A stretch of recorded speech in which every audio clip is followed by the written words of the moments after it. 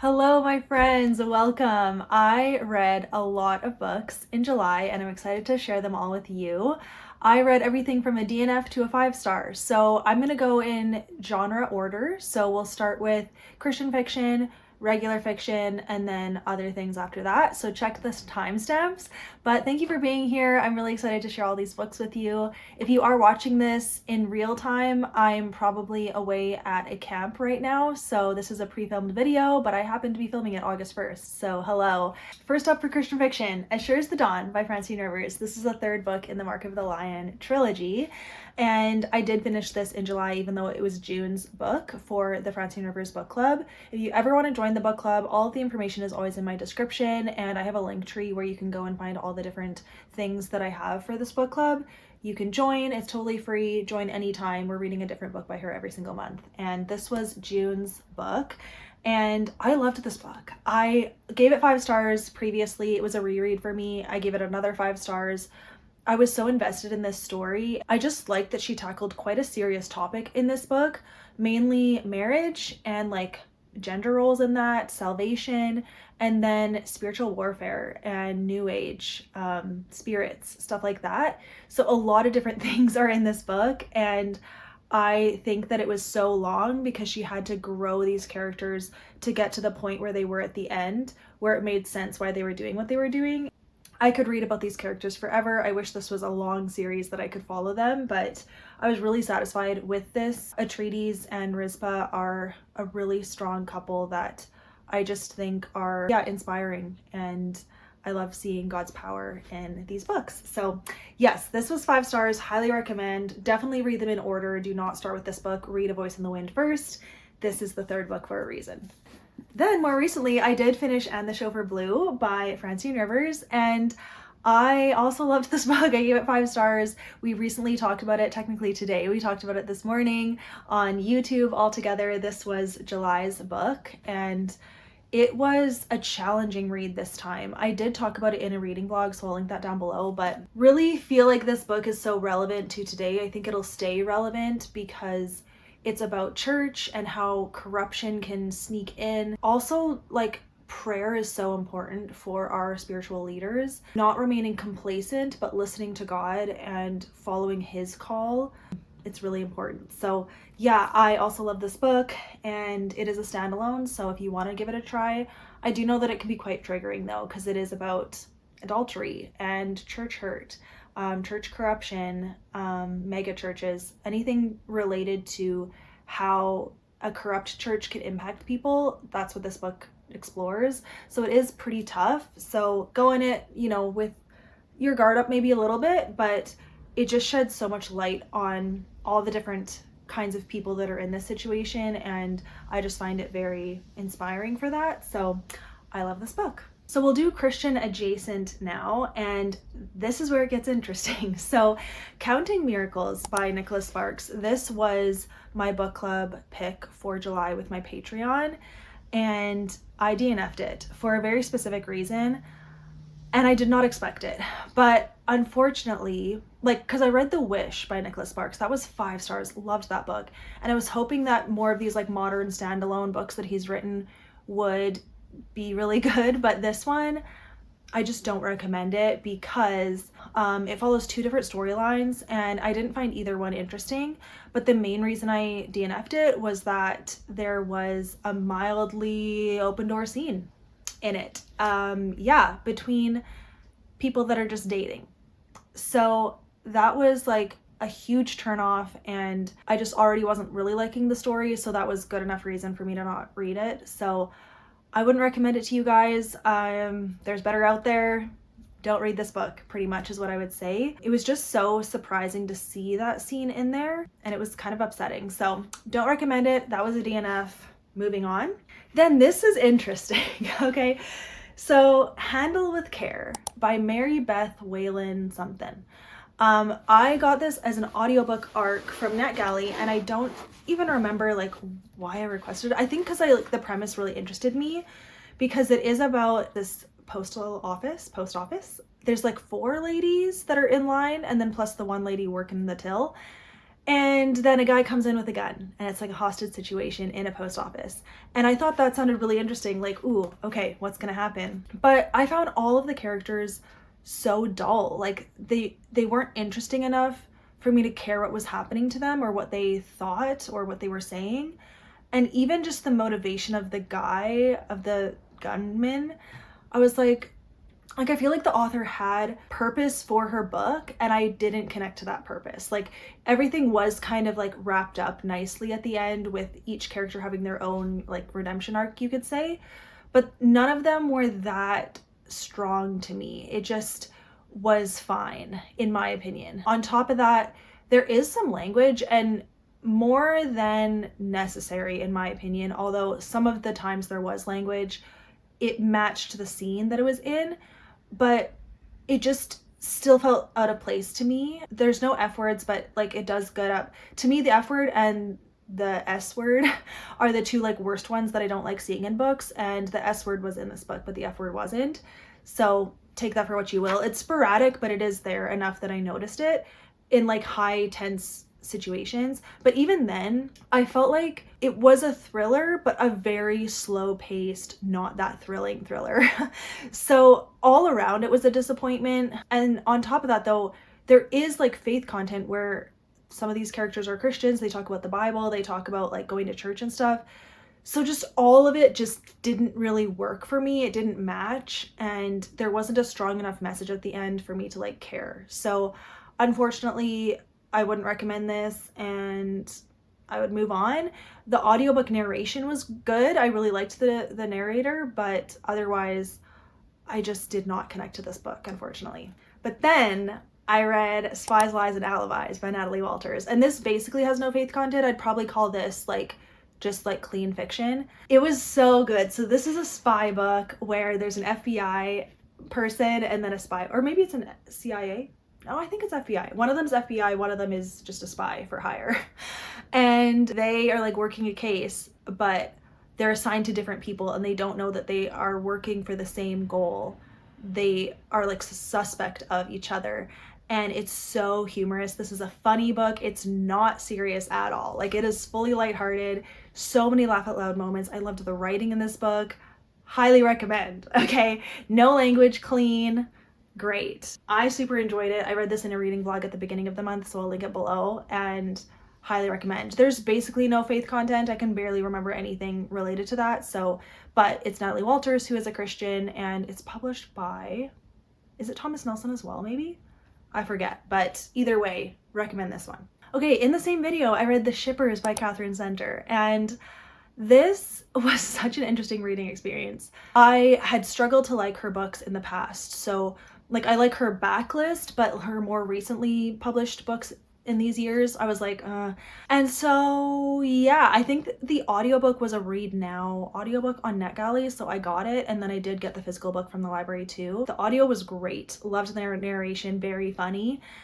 And this book, I gave it 3 stars because it was so silly, but at the time I needed something silly. Just everything was really ridiculous what they were doing. They were not acting their age. Like, it basically follows this girl. Her sister's getting married. Well, no, at the very beginning, she is getting married, but she walks away at the altar because she's like, I don't actually love this guy.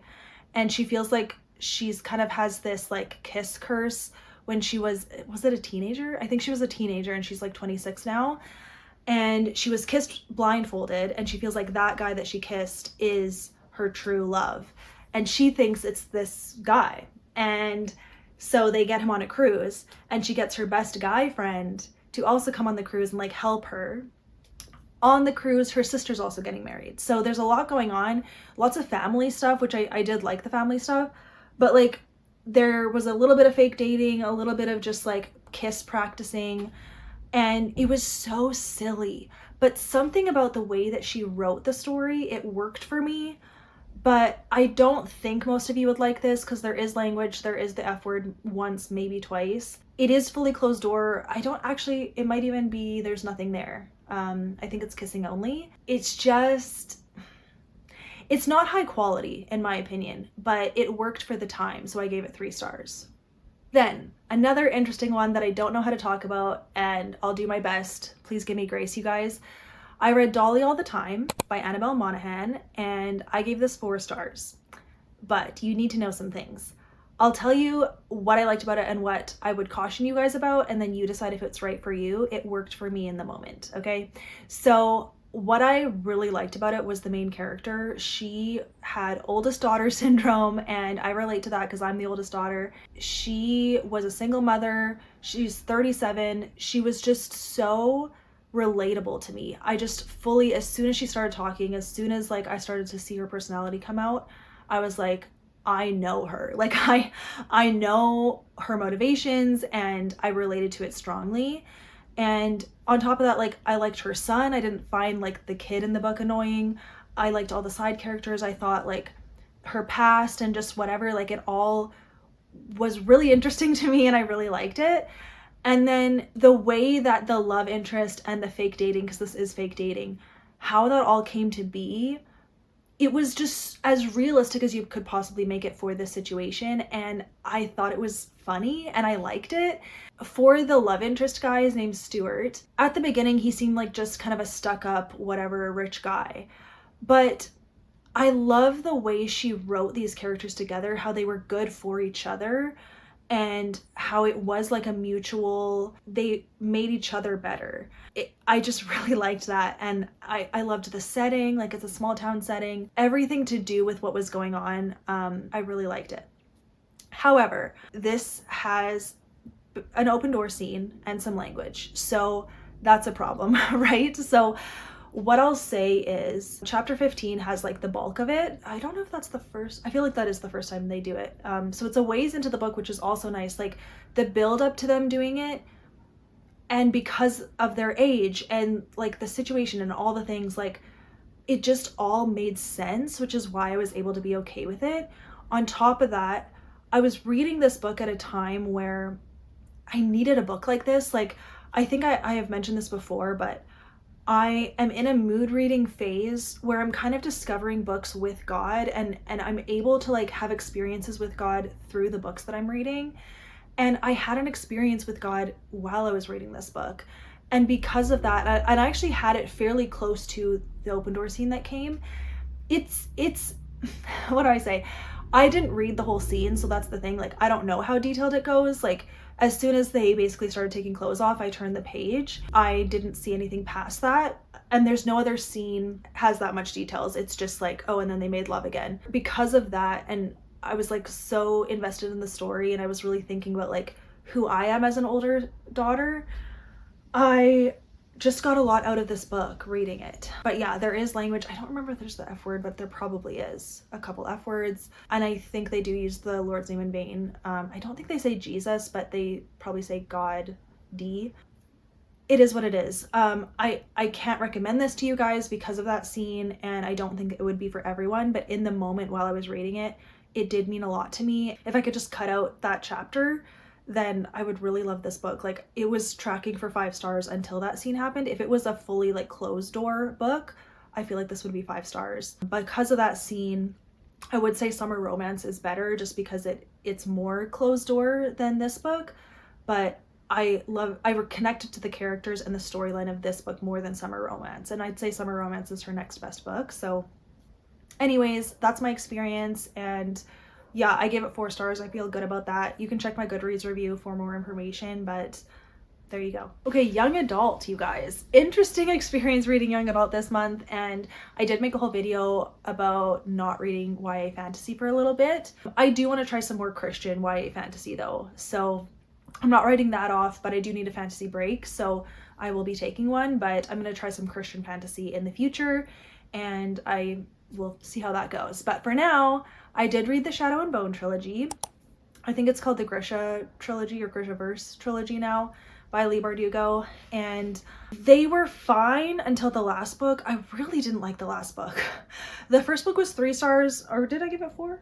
No, 3. Yeah. So 3 stars for book 1 and 2. First of all, I just find that she drew out this plot so much. Like it took forever for one plot point to happen, and then the characters would like reconvene and talk about what happened, and then the next thing would happen.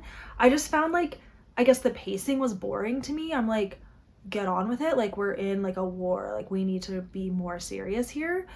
I think the first book was the most interesting because she was actually like talking to the Darkling and whatever. And it's hard to explain, but this is like a magical world where they have people called Grisha, and those people have magical powers, and they're kind of seen as like demigods, you could say. And there was a war between like this, I guess, yeah, the Darkling, like, so the bad magic and the good magic. This girl is just kind of doing her thing, and she realizes that she has Grisha power and she didn't know before. So then all of a sudden she needs to start training her Grisha power. And that's about it. Okay, and then there's some love interests that pop up. There's like 3 different love interests for her throughout the series, and I only liked one of them, and she didn't end up with what I like. So that's annoying. The 3rd book really ruined that. I just think, like, finally a trilogy makes her end up with the friend, but for once I feel like the friend was the bad choice. So I'm like, no, come on. No, I don't like what you did in book 2, so yeah. But then I feel like things changed so much in book 3. I don't know if you know what I'm talking about. I have a video for it, so I'll link it down below. Yeah, a 3-star series I would say, wouldn't recommend, because there is a fade to black scene in book 3 that I was like, so unnecessary. Why are these teenagers having sex when they're in the middle of a war? Okay, but they just want to see like if the spark is there. I hate that message so much. I think it does not belong in young adult books. I think make the story interesting enough that you don't need that scene in it. Romance is fine. Maybe some kissing is fine, but like, and there is kissing like from book 1 up to book 3. But yeah, I just was like, meh. And this is what made me think, like, I haven't liked most of the young adult fantasy that I've picked up this year, and I just think like I need to step away, or I have a bad radar for it. I don't know. Yeah, so then I did start Love and Olives by Jenna Evans Welch, and I DNF'd this book. And I don't fully remember why, other than it must have been either language, or I feel like maybe it was language. There was something in it. Don't remember. Check my Goodreads review. Maybe I'll pop it up on the screen, because I don't remember why I DNF'd this book, but I did. But I do still have Love and Luck, and I've heard better things about that book than this one. So I will still try to read that, but that was a letdown. And then the one like fiction adjacent to nonfiction book that I read is The Screwtape Letters by C.S. Lewis. I guess I probably could put this in Christian fiction too, but it's like allegory, whatever. Because this is probably his 2nd most popular book after Mere Christianity. This follows 2 demons that are corresponding by letters, and really you only see one side of the letters. So Screwtape is a demon, and he has a nephew named Wormwood. And so Screwtape writes letters to Wormwood to like help train him on how to be a good demon and like keep his human that he's assigned to away from God. The way they talk, they call God the enemy with a capital E, and they just speak against anything related to Christianity, faith, Jesus. They spin that in the negative. So it's really interesting, because anytime they're talking about like something they're happy about, that means it's actually bad, and then vice versa. So I found this fascinating. I read some quotes that I really liked in my most recent vlog, so I'll link that down below. I think that this is just fascinating, and I do think that you should try reading it if you want. Sometimes it's hard to understand. There were some chapters where I was like, what was that even about? Like, I don't even know. And I'm fine with that. I gave this 4 stars. It's not my all-time favorite. It doesn't like truly speak to me, but there's moments that it does speak to me, and it's 4-star level. So I just felt the need to read this again, because this was a reread for me, and it was just nice to do that. So I recommend this, and if you want to see more thoughts, I have it in a reading vlog. And that is it, you guys. I read, 12 books / DNF'd 12 books in July, and I don't know how much I'll read in August, just because I'll be at camp, and then we are going to be like busy with training for work getting into September, and just like some kind of end of summer events that I'm going to be at over the weekends and stuff. So it's going to be busy. I think my parents are going to come visit. So like, yeah, July was busy, August was busy. I will say this wasn't the quiet summer I expected. It's been quite a tumultuous summer actually, and I've been dealing with quite a bit of anxiety because of it. So it's just so interesting to me that I feel like God did prep me for that in May and June where I've just experienced a new part of God's care for me that if I didn't know about it would make the summer months much harder. So I'm thankful for that. And yeah, just know you're not alone if the summertime is not as peaceful for you as we wish that it was. I'm right there with you. I haven't felt as much peace as I would want to, and yet I'm at peace that I know God is with me and he's going to see me through. So that's all I can say. But yeah, thank you again for being here, you guys. I just wanted to make one quick little reminder. I have a couple codes that you can use for discounts on different things, and I'll put them all in the description. So if you are shopping on Book Outlet, I do have a code for that. If you want some Christian jewelry, I'm wearing some earrings. Jesus in Silver is a really lovely company that sells Christian jewelry for high quality for a good price, and I have a code for that as well. I think it's 20% off, which is pretty significant. So I'll link those codes down below too. So if you're ever shopping and wonder like, oh, does Oshina have a code for this? I might. So I'll put them all in the description. So the codes do mean that I get commission, and so that does help. So I do appreciate if you do use those codes. So these earrings are, I think they're just called the cross earrings on their website. I really like stud earrings, so that's why I picked these, and they're just like shiny and pretty. And they have necklaces and bracelets and rings, so I recommend using those. Yeah, okay guys, I don't know when I'll see you next, but I'll be working on videos as quickly as I can for when I get back from camp. I'm sure I'll be exhausted, hopefully very tan. It's supposed to be very hot all week, so I'm like, oh snap. Bring sunscreen, and hopefully we don't get smoked out too. There's been a lot of fires happening in BC. So far there's no fires near the camp, so I think we're gonna be okay, but it could be smoky. So anyways, yeah, and I'm always interested to hear what you guys like to see from me. So any types of videos that you are curious about, if you have a question that I could answer in a video. I know some of you have asked certain questions, but if you want to ask it again in this video, I can use it as video ideas for the future. So, okay, I think that's everything. Thanks for hanging out with me, you guys. Let me know what's the best book that you read in July. If you didn't read anything, that's okay. Best book that you've read recently. I know that Emma M. Lyon is really having its moment, and I just really wish that I loved it, but I don't. So I'm really sorry about that. I read the first book in March. If you want to watch my March wrap up, I talk about my thoughts on Emma M. Lyon Volume 1. It's really upsetting. It's fine though, right? We're all different. So you're welcome here if you don't like it. I won't be talking about it. Okay. Anyways, have a great day, you guys. I really, really appreciate you, and I'll see you in the next one. Bye, guys. I'm gonna need water.